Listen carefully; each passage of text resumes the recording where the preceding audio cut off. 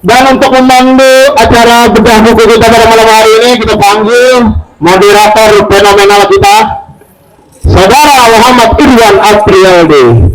Kepadanya dipersilakan. Kamu ceklah mengenai narasumber. Masih.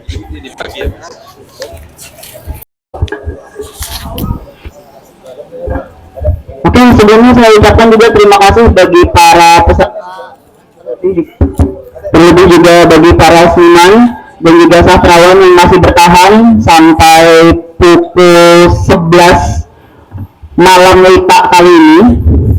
Bersama saya sudah ada Kak Agri dan Pak Sainil yang akan membedah sama buku Tanah Banjar Negeri Kesedihan karya Kak Agus Susono.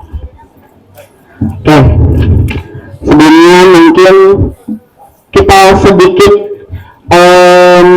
membeberkan beberapa informasi atau biodata singkat terkait dengan Kak Agus Susono sebelum kita merujuk langsung kepada bukunya. Beliau dilahirkan pada 23 Agustus 1964 di Banjarmasin dan berkecimpung sebagai seorang penulis, aktor teater, sutradara juga, dan juga penulis naskah. Karyanya berupa cerpen, naskah drama, puisi, esai sastra, dan ulasan atau reportase seni budaya. Ya. Beliau pernah mendapatkan penghargaan hadiah seni sastra Gubernur Kalsel pada tahun 2000, anugerah budaya Gubernur Kalsel, anugerah seni Wali Kota Banjarmasin. Oke. Dan karya-karya beliau ada buku puisi bahasa Banjar berjudul Han Laman Tepan, Dari Ulang Dikaruni, Baru Saurang Taun, Kandang Rantai Kisah Paribasa Banjar, Sekelam Malam Sehitam Batu Bara, kumpulan monolog beliau yang terbit di tahun 2024, dan Tanah Banjar Negeri Kesedihan, buku yang akan kita bedah pada malam hari ini. Oke. Apanya? Enggak usah. Oke. Di samping saya sudah ada dua dokter, semoga cepat kecipratan moderator. Amin. Oke. S2. Kak YS Agus Susono, atau yang biasa disapa dengan Kak Agus, atau aliasnya adalah Datu Tanjung Mura, seorang budayawan, seniman yang juga cukup kritis dengan gerakan-gerakan beliau, baik itu melalui puisi, baik itu dari pernyataan sikap, dari segala gerak-gerik beliau yang kita tahu beliau memang pantas disebut sebagai seorang Datu Tanjung Mura, yang mana puisi-puisinya lumayan mematikan dan berbisa. Oke, sebelumnya saya ingat ketika pernah berbincang dengan almarhum, beliau cukup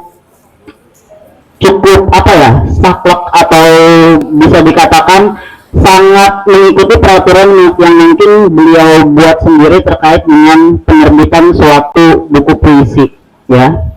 Jadi beliau selalu menyatakan bahwasanya jangan dulu-dulu untuk menerbitkan buku puisi, katanya besarkan dulu nama baru terbitkan buku puisi. Dan kalau tidak salah sebelumnya beliau pernah menerbitkan manuskrip mungkin dalam bentuk fotokopi pada tahun berapa itu ya? Ya, tahun 1990-an, berjudul Di Bawah Langit Beku. Setelah itu beliau tidak pernah lagi menerbitkan buku puisi berbahasa Indonesia. Sebelum kepulangan beliau di tanggal 12 September tahun lalu, beliau sempat pada akhirnya menerbitkan satu kumpulan puisi yang merangkum sebagian besar jejak rekam beliau sebagai seorang penyair nasional di tanah kita di Banjarmasin ini, yaitu Tanah Banjar Negeri Kesedihan. Bagi teman-teman yang belum membaca, silakan segera dibaca bukunya.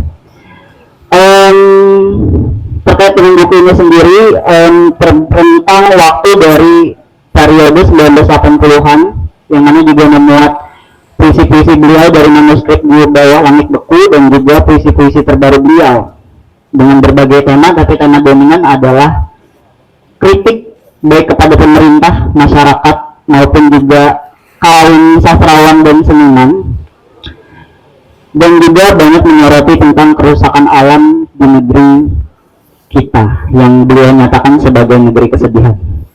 Baik, langsung saja saya akan menuju kepada dua narasumber kita, yaitu Dr. Samuel Harnawan dan Dr. Ajriansah, terkait dengan puisi Tanah Banjar Negeri Kesedihan ini.